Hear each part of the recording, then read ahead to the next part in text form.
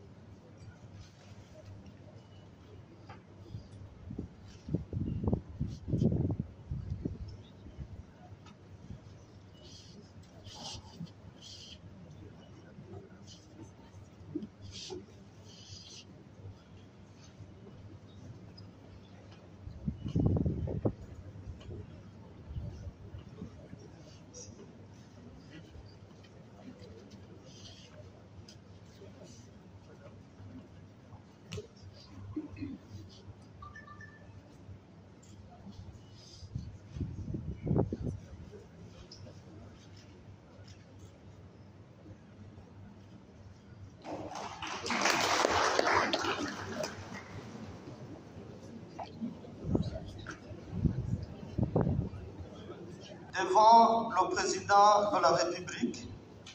devant le Parlement, moi, Dr Jean Bosco Manirambona, membre de la Commission nationale indépendante des droits de l'homme, je jure de remplir fidèlement et en toute indépendance et impartialité mon mandat, de ne me laisser jamais guider par aucun intérêt partisan et de me consacrer entièrement à la protection et à la promotion des droits de l'homme, dans le strict respect de la Constitution de la République du Burundi, de la Charte de l'unité nationale et d'autres lois en vigueur.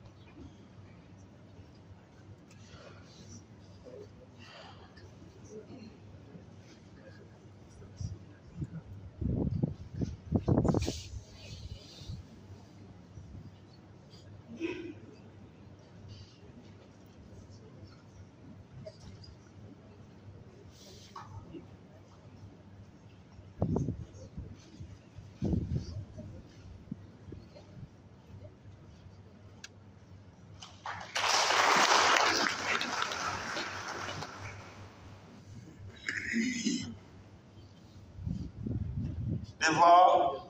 le président de la République, devant le Parlement, moi, ambassadeur Issa Ndambuka, membre de la Commission nationale indépendante des droits de l'homme, je jure de remplir fidèlement et en toute indépendance et impartialité mon mandat, de ne me laisser jamais guider par aucun intérêt partisan et de me consacrer entièrement à la protection et à la promotion des droits de l'homme dans le strict respect de la Constitution de la République du Burundi, de la Charte de l'unité nationale et d'autres lois en vigueur.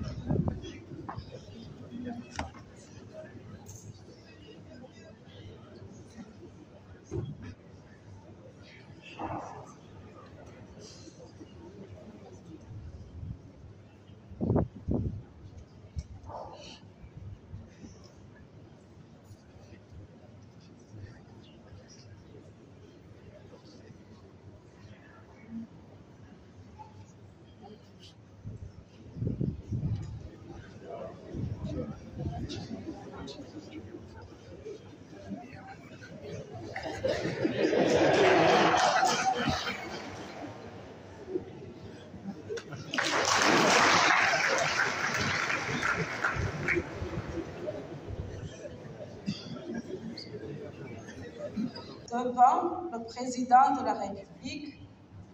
devant le Parlement, moi, Glorieuse Limenya, membre de la Commission nationale indépendante des droits de l'homme, je jure de remplir fidèlement et en toute indépendance et impartialité mon mandat, de ne me laisser jamais guider par aucun intérêt partisan et de me consacrer entièrement à la protection et à la promotion des droits de l'homme dans le strict respect de la Constitution de la République du Burundi, de la Charte de l'unité nationale et d'autres lois en vigueur.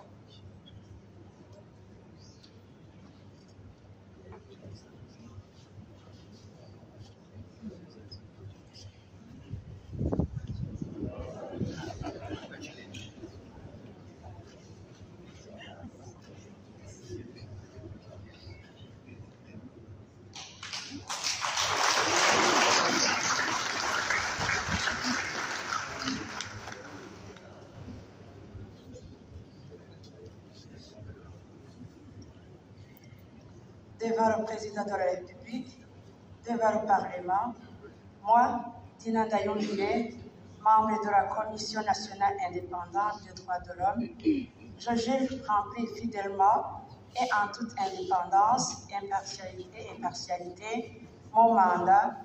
de ne me laisser jamais guider par aucun intérêt partisan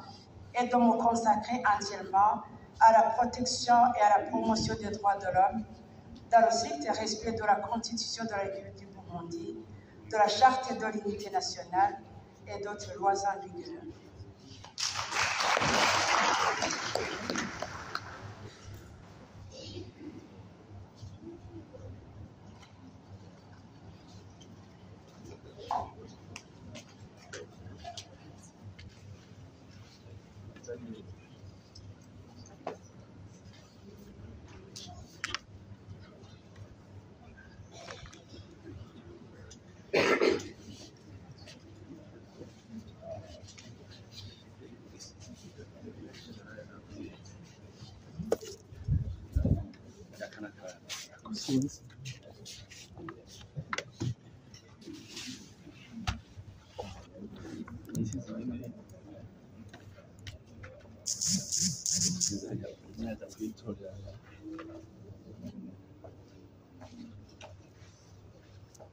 ntiyafashe intoki